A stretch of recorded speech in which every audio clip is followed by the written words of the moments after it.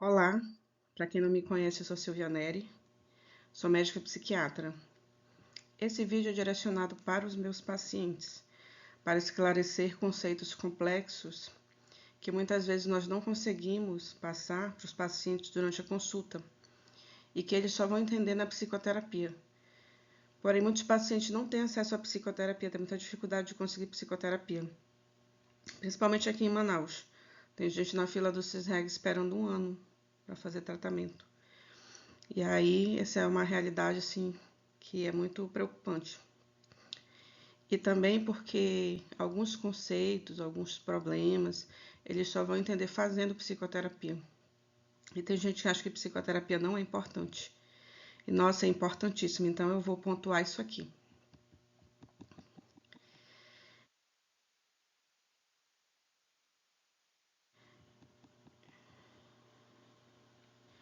Então, gente, muitos sofrimentos que nem constituem transtorno mental, ou doença mental, ou transtornos mentais leves a moderados são tratados apenas com psicoterapia, atividade física e mudança do estilo de vida. A vida psíquica não se resume aos sofrimentos. Existem coisas boas, coisas ruins, que não necessariamente constituem um transtorno ou uma doença, apenas algo normal do ser humano, como, por exemplo, se desentender com um amigo, fazer uma má gestão dos seus recursos e perder dinheiro, se decepcionar com uma pessoa ou se decepcionar consigo mesmo, entre tantas coisas, né? O mundo psíquico ele é um universo, né? Infinito.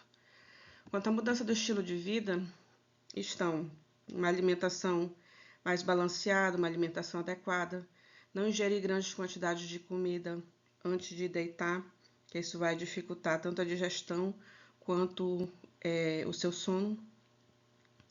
Dormir horas de sono suficientes, adequadas, né, num ambiente tranquilo, sem ruído, sem barulho, sem luminosidade, fazer uma rotina de sono, né? Diminuir ou parar de usar drogas lícitas ou ilícitas como álcool, cigarro, cocaína, maconha. Praticar exercícios físicos, meditação, relaxamento. Procurar atividades que tragam bem-estar. Para quem tem fé, procurar a sua fé, a sua religiosidade, né? E se lembrar que muitas das coisas que acontecem ao redor da nossa vida vai interferir tanto no nosso humor, quanto no nosso sono, quanto no nosso estado mental.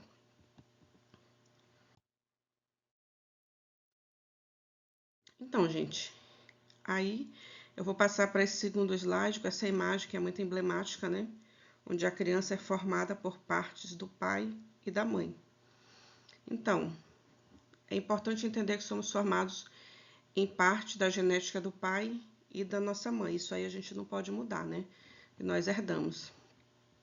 Mas também não, isso não determina quem nós somos. Também somos forjados pelas experiências que vivemos, em particular na infância, e que vão estruturar os padrões de relacionamento que vamos reproduzir ao longo das nossas vidas, mesmo que de maneira inconsciente. Isso ajuda a formar a nossa personalidade, aquilo que somos, o nosso eu, o nosso ego ou self, que são termos utilizados para designar a mesma coisa. Então, se não temos pai ou mãe, porque fomos rejeitados, ou porque morreram, ou vivemos em lares turbulentos, sofremos violências e abusos, isso pode acabar por gerar traumas. Ou vivemos em lares com muitas facilidades, não desenvolvemos a resiliência, que é a capacidade de nos recuperar depois de um evento problemático ou traumático. Ou mesmo que os pais estejam presentes fisicamente, mas não estão de fato participando ativamente de tudo que você vive, sente ou pensa. Assim, tudo isso vai ajudar a criar o que você é, pensa, sente ou toma como verdade. E dessa ausência vem um vazio, que parece que nunca preenche, até que você finalmente tome consciência de onde ele vem e depois trabalhe para estruturar esse ego e consiga fechar, então, esse famigerado vazio. Todos nós temos angústias e muitas vezes nós não aprendemos a identificar aquele sentimento e lidar de uma maneira menos deletéria, menos prejudicial com essa angústia. Aí eu vou dar para vocês 2 exemplos aqui que impactaram na vida das pessoas ou impactaram. Exemplo, eu convivia com uma família que toda vez que a criança, ele tinha uma criança lá de 3, uma menina de 2 ou 3 anos por aí, que toda vez que ela chorava, se chateava, aborrecia, a vozinha ia e oferecia um biscoito para ela doce. E aí eu fiquei observando aquilo, aí quando foi um dia eu chamei a vozinha, que afinal de contas a gente não nasce psicólogo, né? A gente faz as coisas porque a gente está achando que está fazendo o bem, está beneficiando. E a gente está formando pessoas, formando padrões de comportamento. E aí eu disse para ela, olha, você percebe que toda vez que ela fica chateada, você dá um biscoito para ela? Você está ensinando ela como que ela vai agir para se sentir bem quando ela estiver desconfortável, quando ela tiver uma angústia, uma chateação, ela vai comer para se sentir bem. O que pode acontecer no futuro? Ela desenvolver uma obesidade, né? E daí decorrente a síndrome metabólica, colesterol alto, pressão alta, diabetes e outros problemas. E ela ficou assim, desconfiada. Eu falei, olha, você pode lidar de outras maneiras. Vamos ler uma historinha, vamos dar uma volta, dar uma pernada, né? Vamos andar de bicicleta, vamos ver um desenho. Muda a atenção da criança para outra coisa, entendeu? Ao invés, por exemplo, de oferecer um biscoito, certo? E teve também recentemente uma história assim que me marcou muito, que era no interior, o pai e a mãe e 4 crianças, entre meninos e meninas. Eu atendi a uma senhora. E o pai assassinou a mãe a facadas e fugiu, ficando a mãe morta com as crianças lá. E aí o que aconteceu? Deram com a mão, chamaram ajuda e tudo. Aí levaram o corpo da mãe no barco junto com as crianças. Resultado, essa senhora já tinha para mais de 50 anos e ela falou que, olha, nenhum deles casou, nenhum deles teve filho, nenhum deles constituiu família. Por quê? Porque para eles o companheiro, o cônjuge, né, tanto o marido ou a mulher, mata. Eles aprenderam de maneira traumática, né, que o companheiro mata, assim como a mãe deles foi morta. Então eu achei interessante. Nenhum dos 4 casou, nenhum dos 4 teve filho ou constituiu família, né, devido ao trauma que eles passaram. Então chegamos finalmente na analogia da fogueira. Eu criei essa analogia tem mais ou menos uns 10 anos, porque eu ficava pensando como explicar de maneira simples como que os traumas, as perdas, os estresses que acontecem lá no passado vão acabar afetando a nossa vida no hoje, né? Porque afinal de contas, às vezes a pessoa nem sabe de onde vem a angústia. Não, tá tudo bem, a minha vida tá boa, eu tenho um emprego bom, eu tenho um marido que eu gosto, tá tudo bem na minha vida, eu não sei porque eu me sinto triste, eu não sei porque eu sinto essa angústia, eu não sei porque eu sinto esse vazio. E na verdade essa resposta está na analogia da fogueira, né? A lenha representa os traumas, as perdas, os estressores, e a chama, o fogo, né? Os sintomas, como tristeza, angústia, choro, insônia, desânimo, desesperança, pensamentos negativos, ou você se acha insuficiente, se acha derrotado, se acha incapaz, porque alguém disse para você lá atrás que você era incapaz, imprestável, que você não ia conseguir, entre outras coisas. Então vai gerar vários sintomas, baixa autoestima, sensação de vazio, acho que eu já falei, né? Então a lenha acaba por gerar a chama, né? E os traumas acaba por gerar os sintomas. Então, o que acontece? Muitas vezes a gente passa a medicação e o paciente melhora dos sintomas, mas eles retornam. Por quê?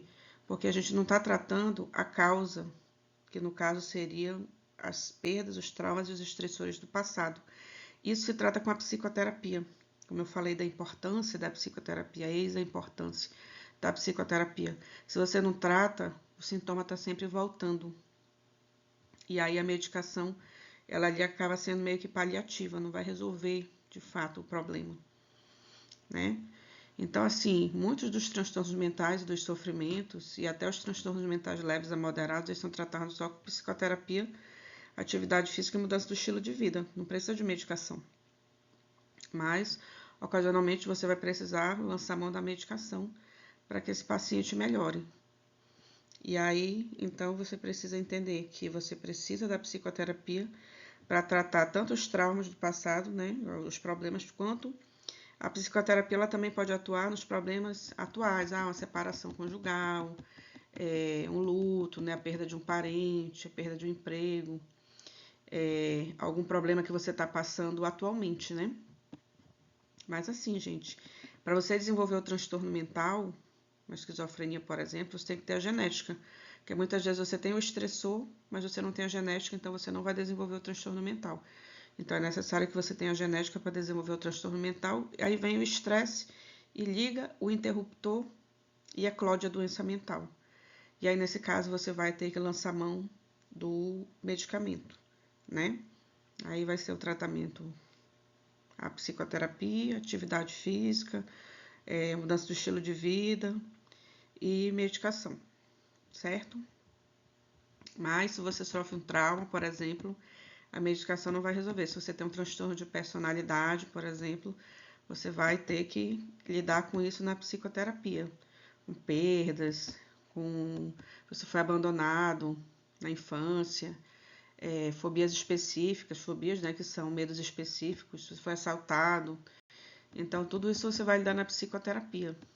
A medicação ela não vai ajudar tanto. Talvez uma medicação para dormir, o tratamento padrão ouro seria a terapia cognitivo-comportamental para insônia, né? Mas muitas vezes a gente acaba lançando mão de alguma medicação para ajudar essa pessoa a dormir, certo?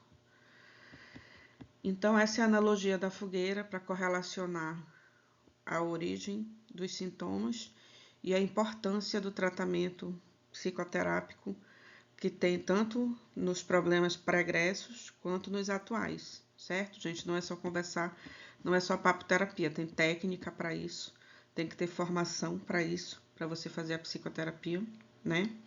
E como eu falei, muitas vezes a psicoterapia e a atividade física resolve muita coisa.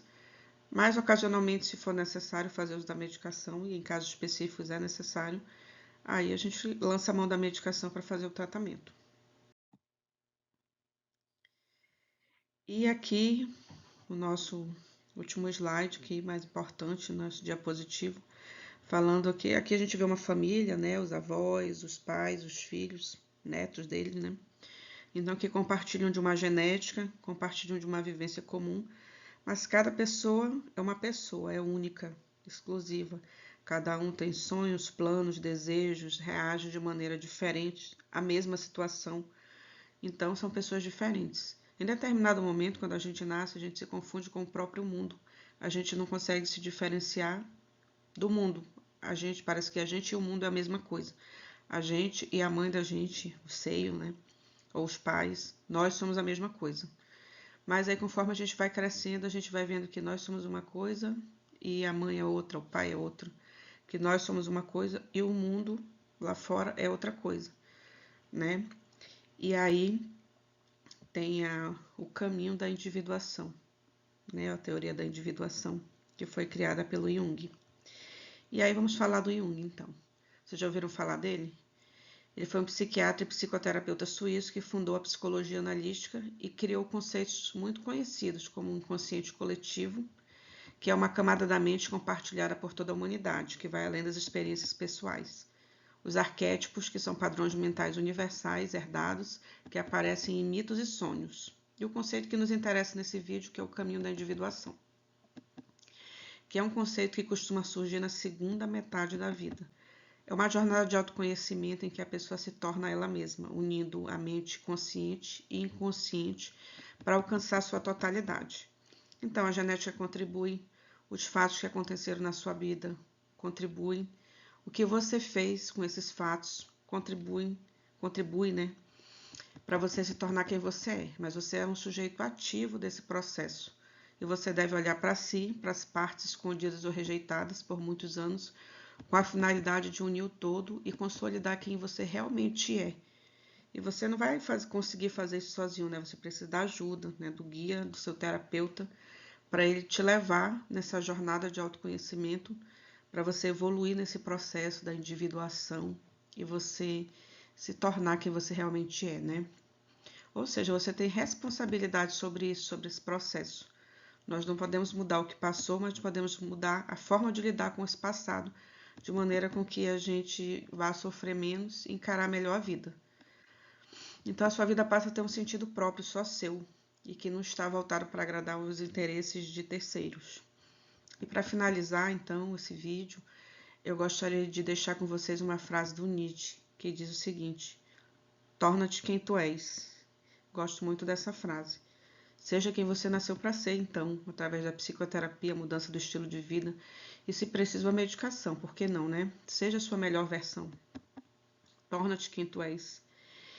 E eu gostaria de agradecer aqui a pós-doutora, engenheira, minha amiga desde os 13 anos de idade, que veio aqui em casa me ensinar como é que faz um vídeo desse aqui, que eu queria mostrar as imagens, tudinho, e falar ao mesmo tempo, né, aqui dentro dessa bolinha, que eu adorei. E a doutora Nidiane Nascimento, minha amiga, veio aqui em casa. Digo, Nidiane, me ensina que eu quero fazer assim, assim, assim. E ela, rapidinho, de uma maneira que ela fez parecer fácil, me ensinou. Então, Nidiane, esse primeiro vídeo, nesse formato, eu ofereço para você. Espero que você goste. Viu? Muito obrigada, Anne. E eu espero que, de alguma maneira, esse vídeo contribua para a evolução de vocês, meus pacientes, meus amigos e as pessoas que vão assistir esse vídeo. Até o próximo vídeo.